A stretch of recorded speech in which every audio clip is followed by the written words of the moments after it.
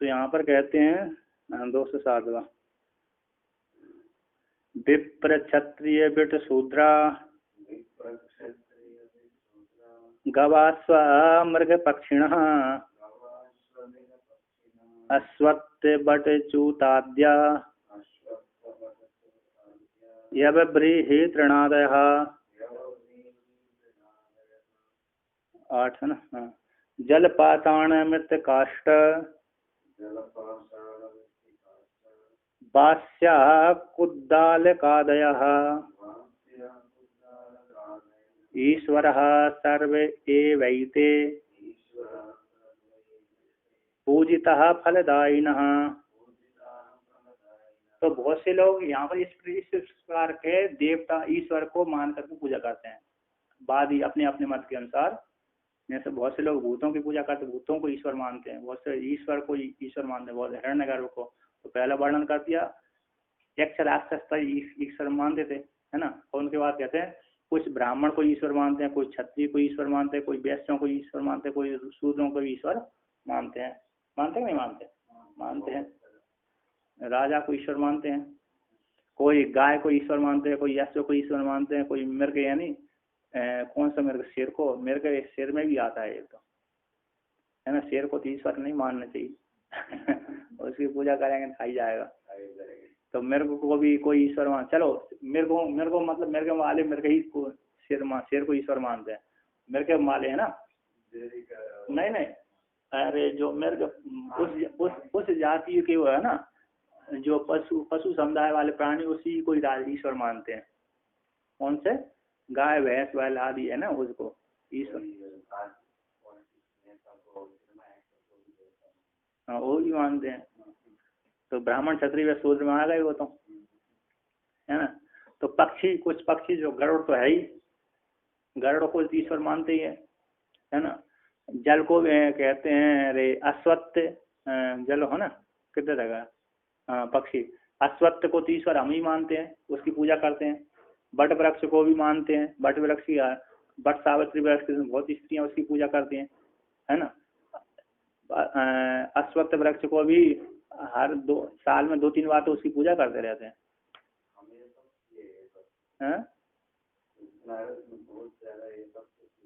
जैसे आपने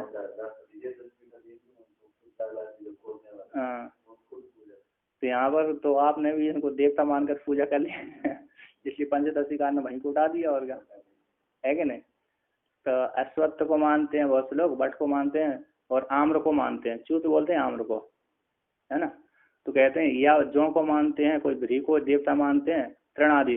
तो दक्षिण भारत में दक्षिण भारत में यहाँ भी होता है, जिस दिन फसल बोते हैं ना उस दिन पूजा करते हैं। फसल बोने की पहला दिन फसल बोएंगे, है ना, काटेंगे उस दिन पूजा करते हैं। हाँ, वो इसलिए वहाँ पर मानते हैं। तो ये हो गए, इधर भी कर देते, अभी तो बंद कर दिया जब से यो नहीं ट्रैक्टर आदि जब आ गए ना, ये ट्रैक्टर आदि की जब वृद्धि हो गई तो इधर बंद हो गया। जब बैलों की जब खेती होती थी तब वो पूजा करते थे। तो लोग वागों को वहाँ पर जो पूजा करता था, गाँव के पास में पूजा करता था, तो वहाँ के छोटे छोटे बच्चों को बुला करके खिलाता था, तो बाद में दक्षिणा अनाज की दक्षिणा देता था। पैसा तो नहीं देते, अनाज ही दे देते। तो अनाज से लोग वो लड़के बच्चे आदि है ना, गोली बिस्कुट खा जाते हैं बेच करके दुकान। इधर ये प्रथा थी। हाँ खेलते ना, मैं भी। और तो यहाँ पर कहते हैं हो गया पाषाण, जल को तो देवता मानते हैं, जल नटवाजी थे ही देवता है। जल को क्या हम ही लोग मान रहे हैं, नटवाजी को साक्षात देवता। अरे पाषाण को जो शिव जी में पत्थर देख रहे हैं, शिवलिंग तो पत्थर ही है ना, तो उसको देवता मानते हैं। मृतिका के गणेश जी बनाते रहते हैं। काष्ठ को भी जो कहाँ पर काष्ठ को देवता कौन मानता है, और गोवर्धन पर्वत में जाकर के देखेंगे तो काष्ठ के भगवान और लकड़ी के भगवान, वहाँ पर लकड़ी की मूर्ति रहती वो। हाँ नहीं, जगन्नाथपुरी में तो लकड़ी की मूर्ति रहती है। जब शुरुआत में उसकी नीलांचल पर्वत में, वो जगन्नाथपुरी नीलांचल पर्वत कहलाता है वो, तो पहले भगवान विष्णु की मूर्ति नीली थी, पत्थर की थी, वो अदृश्य हो गई, उसके स्थान पर लकड़ी की मूर्ति विश्वकर्मा ने बनाई। यहाँ उज्जैन का राजा गया था वहां पर, वही उसने राज किया था, फिर बाद में वही मोक्ष को प्राप्त होकर के दूसरे राजा को अपनी संपत्ति मंदिर दिया गया था। विष्णु का भक्त था तो महाकाल की नगरी थी, वहां यहाँ का राजा था, महाकाल भी थे, किंतु यहाँ पर उसकी निष्ठा नहीं थी, भगवान विष्णु में निष्ठा थी, तो यहाँ से जाकर के वहां चला गया। तो विष्णु भगवान ने साक्षात दर्शन दिए थे उसको। तो कहते हैं हो गया उपासना काष्ठ।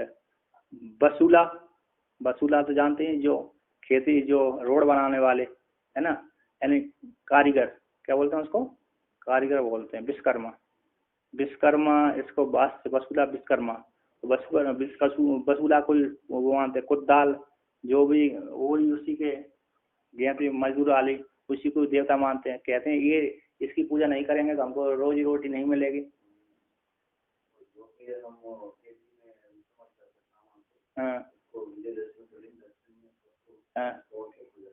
तो विजयदशमी के दिन यहाँ पर इधर तो मध्य प्रदेश आदि में ना अस्त्र शस्त्र की पूजा करते हैं विजयदशमी के दिन, क्योंकि अस्त्र क्षत्रियों को पर्व है, क्षत्रियों को त्योहार है, वैश्यों का त्योहार दीपावली, क्षत्रियों का त्योहार विजयदशमी, होली का शूद्रों का त्योहार, और ब्राह्मणों को अरे जो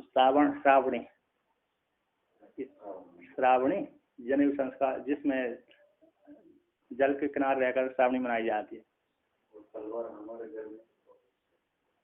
तो है विजयदशमी में इधर उधर की पूजा जागृत करते हैं। मैं जिधर का पैदा था उधर तक उसी को ज्यादा पूजा करते थे। तो कहते हैं ये हो गया कुदाल आदि ईश्वर सर्वे ए वेते पूजिता फलदायिनी, सारे अब पूजा करने से फलदायिनी तो हो ही गए, यथा उपास तथे भवति, है ना। तो तक्षण वाचाल तक्षण आदि कष्टाल सिद्ध आदि। तो चलिए आगे करते हैं। एतावत प्रकट से इतिहास को लेकर कहते हैं अंतर्यामी से लेकर कुदाल पर्यंत तक सारे वस्तु समुदाय प्रत्येक ईश्वर को पूजा करते हैं। तो पूजा करने से ईश्वर रूप से पूजा करेंगे तो क्या हो गया, उनको फल की प्राप्ति होगी, है कि नहीं। वैसे जड़ रूप से पूजा करेंगे नहीं होगी, किंतु उसमें ईश्वर भावना होती है। ईश्वर भावना होने से भगवान तो अंतर्यामी ही तो इस प्रकार फल दे देता है। ये जो ये यथा उपास से तदे भवती, जो जिस प्रकार की उपासना करते उसी प्रकार हो जाता है। ऐसे छांदोग्य की श्रुति आश्रय लेकर के तत्त पूजा से तत् उस पूजा से तत्त फल की सद्भाव में प्रमाण को कहते हैं। छांदोग्य है ना, है ना, छांदोग्य है, छांदोग्य होने से साधारण हो, दो भी बड़ी है। यथा यतोपास्ते तम फलमीयूष तथा तथा फलोते कर्ष्य पाकर्षौ तु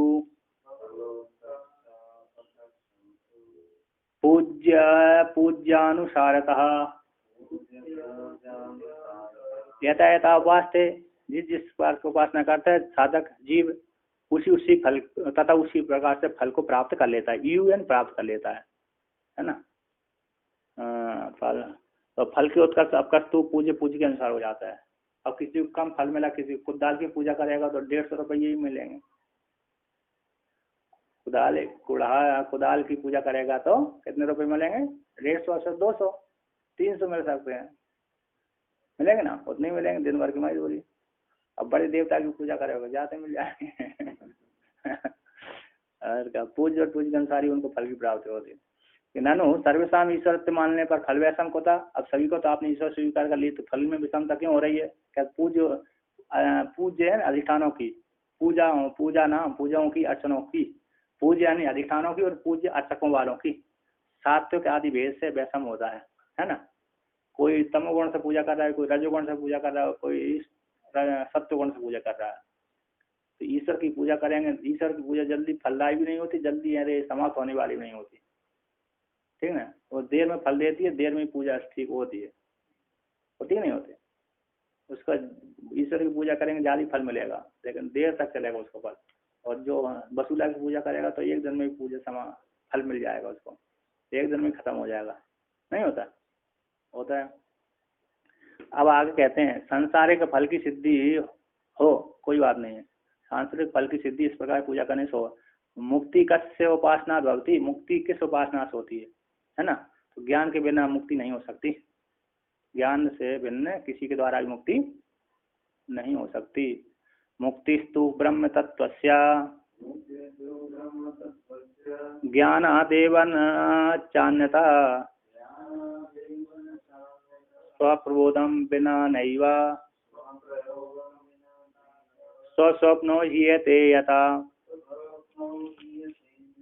कहते हैं मोक्ष तो ज्ञान के द्वारा ही होता है, बिना ज्ञान से तत्व ज्ञान ब्रह्म तत्व के ज्ञान से ही मोक्ष की प्राप्ति होती है, न चान्यता अन्य प्रकार से नहीं हो सकती, ठीक है ना।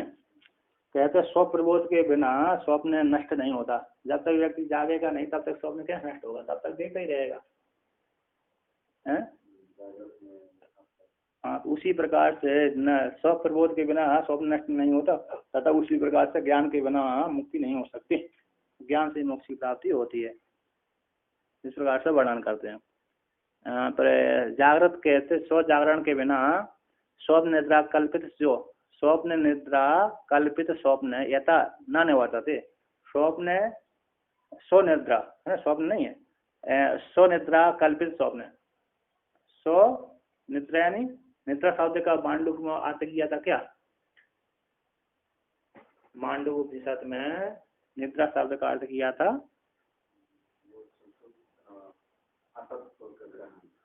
तत्व अप्रतिबोधा, तत्व का ग्रहण न होना। तो वहां के भी अर्थ इधर मिलता है ना। तो इसलिए तो न सो निद्रा सो अज्ञान है ना, सो अज्ञान के द्वारा कल्पित स्वप्न है, सो अज्ञान के द्वारा ही कल्पित है कि नहीं है। ऐसा जो कल्पित स्वप्न है यथा न निवर्ते, यथा जिस प्रकार से निवृत्त नहीं होता जागृत के बिना, जागृत अवस्था के बिना, जागे बिना, उसी प्रकार से ब्रह्म तत्व के ज्ञान के बिना उस जो स्वयं का जो अज्ञान आरोपण कर लिया है वह कल्पित अज्ञान स्व संसारो अपना जो संसार है वह निवृत्त नहीं होता। कभी कभी उस वहीं के अर्थों को देते हैं टीकाकार, मांडुक कारिका के अर्थों को देते हैं, उस प्रकार से प्रयोग करते हैं, क्योंकि निद्रा शब्द का वहीं का प्रयोग किया है इन्होंने। तो कहते हैं यहाँ पर ननु द्वैत निवृत्ति लक्षण मुक्ति का, द्वैत की निवृत्ति लक्षण जो मुक्ति है, द्वैत की निवृत्ति हो जाने से मोक्ष प्राप्त हो जाती है, मोक्ष की प्राप्ति द्वैत की निवृत्ति लक्षण, द्वैत की निवृत्ति पूर्वक ही होती है।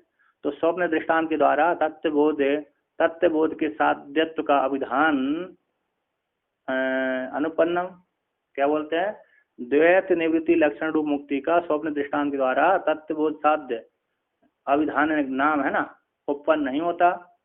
अनुपन्नम क्यों, निवर्त द्वैत का स्वप्न तुल्य होने, तुल्यत्व भावना होने से, निवृत्त द्वैत का स्वप्न तुल्यत्व के जैसा न होने से, इति आशंक अंतग्रहण रूपत्व रूप से स्वप्न तुल्य होने से, तुल्यत्व आत्मा, तुल्यत्व आत्मा ही है, समान ही है ना, आत्मा ही त्रियम अपि एतत् सुसुप्तम स्वप्नम माया मात्रम। यहाँ पर कहते मतलब कहते द्वैत की निवृत्ति लक्षण रूप मुक्ति का स्वप्न दृष्टांत द्वारा तत्वबोध साध्यत्व का विधान की उत्पत्ति नहीं हो सकती। क्यों, इसमें हेतु देते हैं कि निवृत्त द्वैत का स्वप्न के तुल्यत्व भावना होने से। यहाँ पर तो जो द्वैत के स्वप्न जैसे निवृत्त हो जाता है ना, वो तो दोबारा नहीं आता, किंतु हम तो यहाँ पर कैसे हो जाता दिखता है पुनः, है ना, दिखता रहता है, ऐसा जैसे वैसे दिखता रहता है। कहते यहाँ पर तो निवृत्त द्वैत का स्वप्न तुल्यत्व भावना होने से, आशंका अन्यथा ग्रहण रूपत्व होने से, अन्यथा ग्रहण रूपत्व स्वप्न तुल्य होने से, तुल्यत्व आत्मा एवं समान ही है, तुल्यत्व समान ही है, तुल्यत्व यहाँ पर आत्मा एवं का समान कर लेना है, स्वप्न तुल्यत्व एवं क्या है, स्वप्न तुल्यत्व आत्मा एवं है ना। तो यहाँ पर कहते हैं तो स्वप्न तुल्यत्व का अभाव होने से इति आशंका को लेकर अन्यथा ग्रहण रूपत्व तुल्यत्व स्वप्न तुल्यत्व अस्ति एवं, स्वप्न तुल्य के समान ही है, अस्ति एवं है ना। जो मिथ्या जागृता आदि द्वैत है, जो जागृत आदि जो दिख रहा है वो स्वप्न तुल्य के समान ही, अन्यथा ग्रहण रूप स्वप्न तुल्य के समान ही है।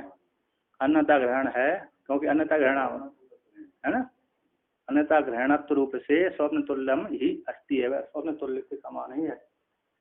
तो इति इसलिए त्रयम अपि एतत् सुसुप्तम, यहाँ पर वर्णन किया त्रयम अपि एतत् सुसुप्तम, कौन से? जागृत अवस्था, स्वप्न अवस्था, सुषुप्ति अवस्था, तीनों सुसुप्ति है। क्यों?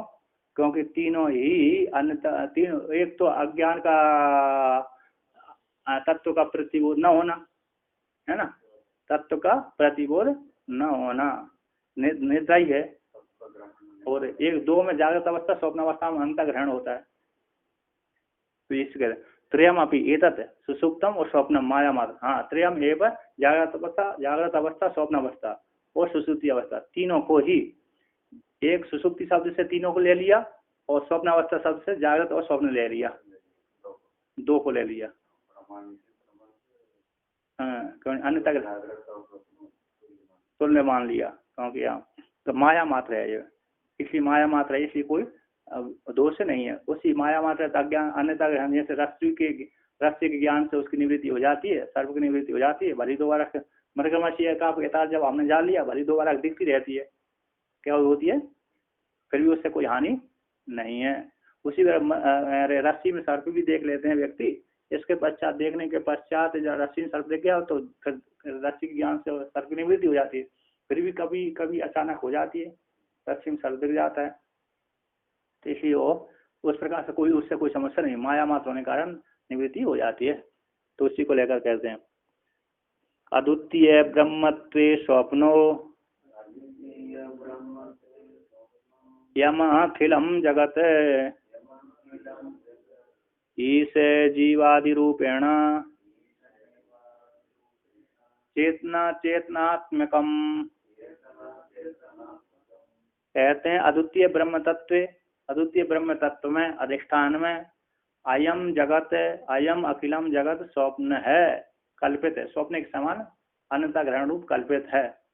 ईश आदि जो रूप से चेतना, ईश से लेकर जीवादि रूप है, ईश जीवादि रूप से चेतना, चेतना स्वरूपात्मक है संपूर्ण जगत।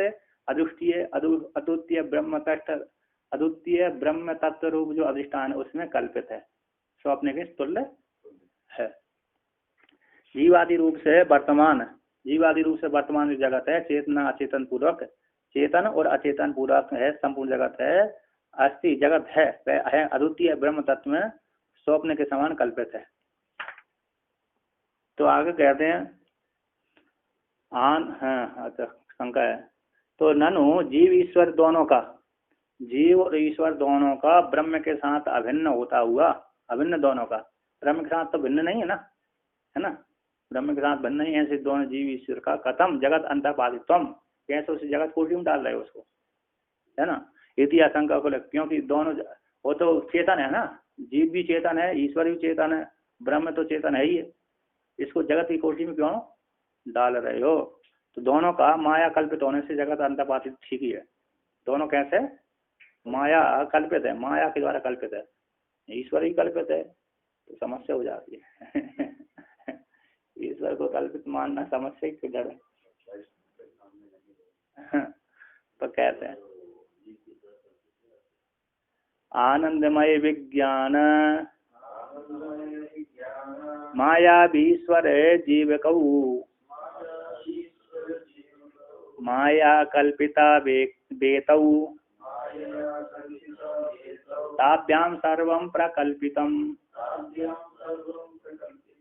आनंदमय ईश्वर हो गया, विज्ञानमय जीव हो गया, तो ईश्वर जीव को दोनों माया के द्वारा कल्पितौ एतौ, माया के द्वारा कल्पित है, ताभ्याम उनके द्वारा ही संपूर्ण जगत कल्पित है। पहले आनंदमय परमात्मा, विज्ञानमय जीवात्मा दोनों माया के द्वारा कल्पित हो गए, है ना। इसके बजाय फिर दोनों ने फिर सृष्टि कर दी, वृद्धि कर दी है, कर दी नहीं कर दी दोनों का। और क्या, जीव की सृष्टि अपनी अंतःकरण की धर्म है, हम में संसार है, जीव का धर्म है संसार है, और ईश्वर का जो है पंचभूतों वाला। ईसा आदि सृष्टि से लेकर प्रवेश पर्यंत तक जीव की सृष्टि। तो आगे कहते इसी को व्याख्यान कर रहे हैं अब जैसे उनके द्वारा संपूर्ण जगत कल्पित है, ताभ्याम सर्वम कल्पित, ऐसा पंक्ति दिया है। तो सब उनके दोनों के द्वारा संपूर्ण जगत कल्पित है, ऐसे जो खा गया तत्र, वहां पर किसके द्वारा कितना कल्पना की गई है, अब किसके द्वारा कितनी धन कमाया है। आप भी धंधा करने गए थे, हम भी धंधा करने गए थे, बताओ है कि नहीं। धंधा दोनों करने गए थे ना, तो दोनों जब धंधा करने गए तो आपने कितना कमाया और मैंने कितना कमाया, दोनों बताओ। पूछ रहे हैं कि नहीं ये, तो यहाँ पर पूछते हैं। तो कहते हैं ईक्षणादि प्रवेशांता सृष्टिरीशेन कल्पितः जागृदादि विमोक्षान्तः संसारो जीव कल्पिता। ईक्षण से लेकर के प्रवेश पर्यंत तक सृष्टि जीव के ईश्वर के द्वारा कल्पना की गई है। सबसे पहले एको हम बहुश्याम है, एको हम बहुश्याम है, ऐसा ईक्षण किया उसने।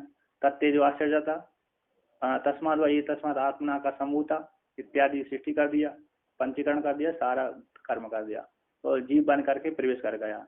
ईक्षण से लेकर के प्रवेश बनता है। अनेन जीवन आत्मनानु प्रवेश्य नाम रूपे व्याकरवाणी।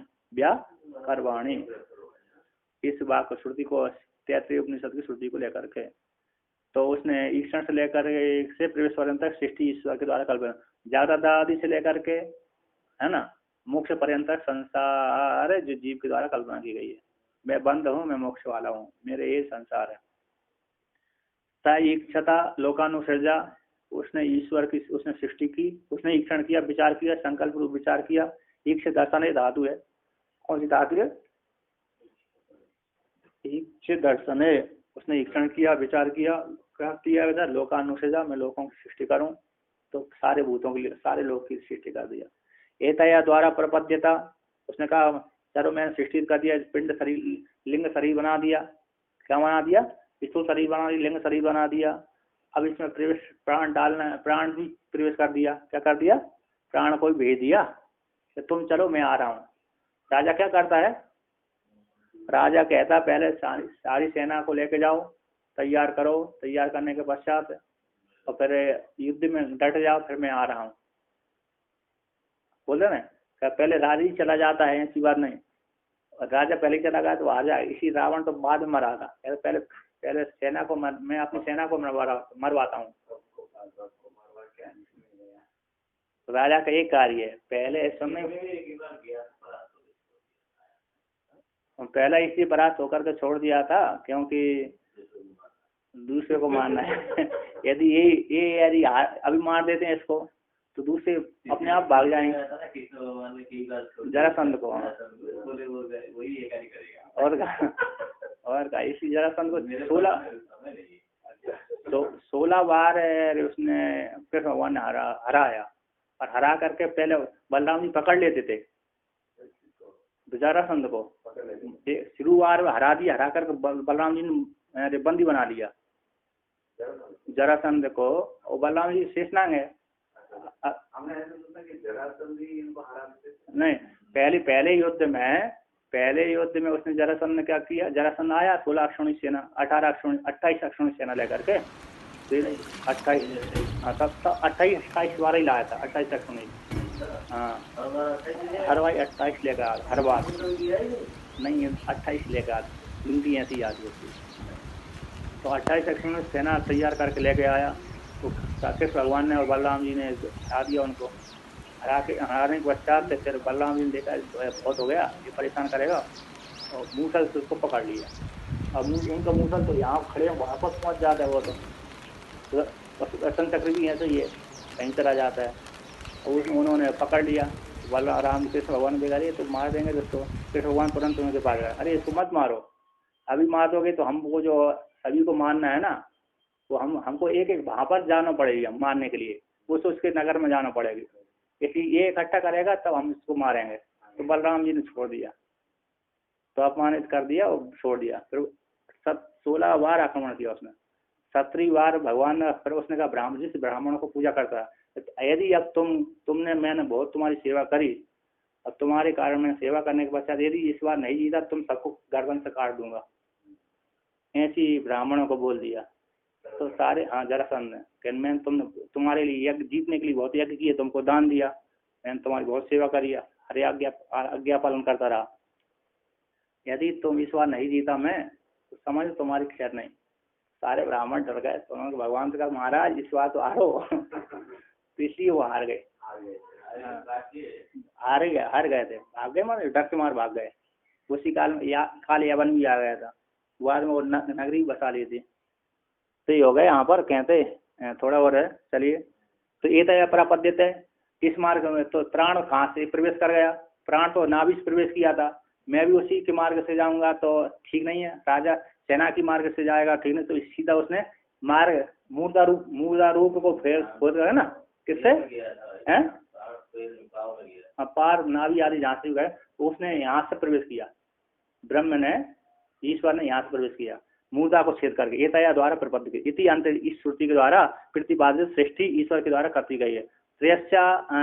तस्य त्रयावस्था, उसकी तीन अवस्था, जागृत स्वप्न सुषुप्ति अवस्था। जागृत अवस्था, स्वप्न अवस्था, सुषुप्ति अवस्था, तीन अवस्था रहने के स्थान है ईश्वर के। इत्यादि रूप से सा है ना, कहते स एतम ये पुरुषम ब्रह्म तत्तम अपश्यत तत्तमम व्याप्तमम, है ना, सब है एतम, इस पुरुष को ब्रह्म को व्याप्त रूप से इस शरीर को व्याप्त करके रहता है, जिस प्रकार से जानता है उस जान लेता है। इत्यादि श्रुति। तो इति अंत श्रुति तक है प्रतिपाद्यते संसार जीव का। यहाँ पर तस्य शब्द से यहाँ पर ले रहे हैं जीव का, प्रविष्ट होने वाले जीव का। ईश्वर ने प्रवेश किया था, ऐसे प्रवेश कर जीव संज्ञा हुए, उस जीव की ईश्वर रूप जीव है, ईश्वर संज्ञा वाला जो जीव है, उस जीव के तीन अवस्था है रहने के स्थान है। कौन से? जागृत अवस्था, स्वप्न अवस्था, सुषुप्ति अवस्था इत्यादि को लेकर के इसे उसने जो जीव ने जब बैराग हो गया मोक्ष की प्राप्ति करने के लिए चला, सब है जीव ने एतम पुरुषम ब्रह्म, जो इस पुरुष को ब्रह्म को तत्मम अपश्यत, तो व्याप्त ममम, तत्मम का अर्थ है व्याप्तमयम, है ना, संपूर्ण जगत व्याप्त करके रहता है, ऐसे ब्रह्म को जान लिया था। अपश्यत यानी देख लिया था। इति अंत श्रुति के द्वारा प्रतिपादित संसारी जीव करते हैं, यानी मोक्ष प्राप्त कर लिया। ठीक है, इस प्रकार से वर्णन किया। ओ